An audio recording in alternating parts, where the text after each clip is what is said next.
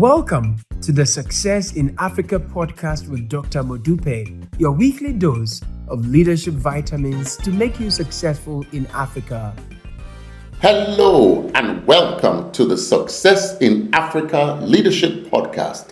My name is Dr. Modupe Taylor Pierce, and I am a scholar and practitioner of leadership and organizational development. Simply put, I study what makes people successful. I have been doing this for 3 decades with a particular focus on people experiencing success right here in Africa. And in this podcast, I share stories, lessons, and insights about people having success in Africa. Why this podcast? Because I have a vision for Africa. I have a vision of Africa becoming a middle-income continent by the year 2030 and a high-income continent by the year 2040. And for that to happen, I need you and every other African listening and watching this podcast to become successful. So if you want to be successful in Africa, I encourage you, like and subscribe to this podcast. This episode is brought to you courtesy of BCA Online, the one-stop shop for mastering leadership. Joining BCA Online is free and it gives you access to a plethora of hours of knowledge, of videos, of information about leadership that will enhance your leadership capacity. If you have questions that you want me to answer after watching this video, that's where you can post your questions and I will read them and respond to them there. The link, by the way, is on the screen. So let's get into it. Today we're going to learn about a success story from the country of Senegal.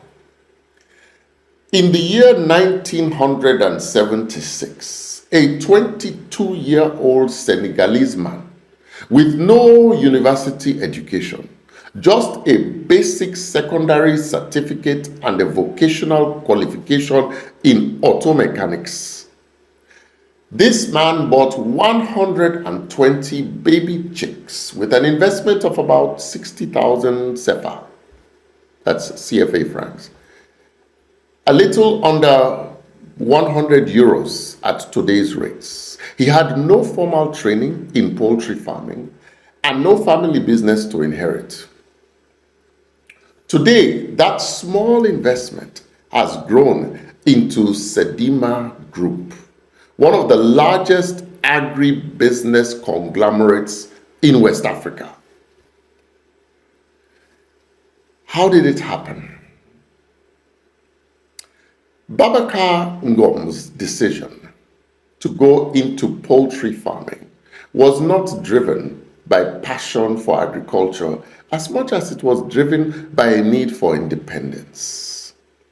By his own account, he never wanted to work under a long line of bosses, taking orders from morning to night in somebody else's office. He wanted autonomy, the freedom to build something of his own, even if it started small.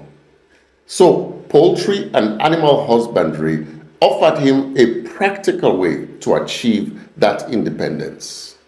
With no formal roadmap to follow, Ngom built his own. He moved between Senegal's Center for Horticultural Development, its National Poultry Center, and even the French Embassy, absorbing whatever fragments of technical knowledge he could find out about raising chickens at scale. What began as a small chick-rearing operation steadily diversified. He moved into egg-laying hens and then became one of Senegal's largest importers of day-old chicks, at one stage bringing in 2 shipments of 19,000 chicks every single week. In 1986, he took the next logical step in building a self-sufficient operation. He began producing his own poultry feed, ending his dependence on the 2 multinational companies that had previously controlled that market in Senegal. The business formalized in stages from an economic interest group in 1988 to a limited liability company in 1992 to a joint stock company with a board of directors and 500 million CFA in capital by 1997, a figure that has grown since many times over. Today, Sedima Group spans poultry farming, construction, luxury real estate, and since 2014, flour milling, with operations that have now expanded into other countries, including Mali, Equatorial Guinea, and Congo. For most of his career, Babacar Ngom remained almost entirely outside of the public eye. For roughly 30 years, the wider Senegalese public really hadn't even seen a photo of him. That changed only when an official Facebook page bearing his name unexpectedly gained traction, drawing him, somewhat against his own instinct, into public visibility. Those close to him describe a relentless, almost restless work ethic. Someone who reportedly feels uneasy on weekends precisely because there's nothing pressing left to do. You see, that intensity combined with a stated personal commitment to ethics, honesty, and rigor in business became something of a Sedima House philosophy, one that his own daughter has pointed to when describing how the company operates today. Sedima remains at its foundation a family enterprise. The shareholders include Ngom's wife and children. His daughter, Anta Babacar Ngom, joined the company in 2009 and rose steadily through roles in strategy and development before becoming general director in 2016, a position from which she has continued to grow the business, including its KFC Senegal franchise, while her father remains the founding president.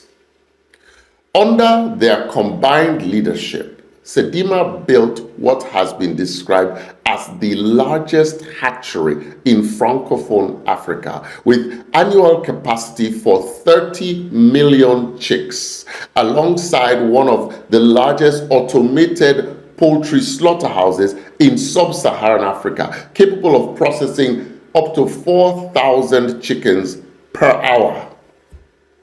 The group today employs several hundred people directly, with continental ambitions to become one of the 5 largest agribusiness companies in Africa. Not bad for somebody who started off without even a university education and 120 chicks. So what can we learn from this journey of this remarkable entrepreneur? After all, many people in Africa have started a poultry business, but not many have grown to this level of size. The first lesson I want you to learn from this story is that you really don't need credentials to start. You need conviction. You see, Mr. Ngom built one of West Africa's largest agribusiness companies, starting with a basic certificate, a vocational qualification, and frankly, qualification not in the field that was anything to do with chicken rearing, and 120 chicks. The barrier to entry in African business is far lower than most people assume. And what matters far more than a diploma is the willingness to begin. Second lesson, chase independence, not just income.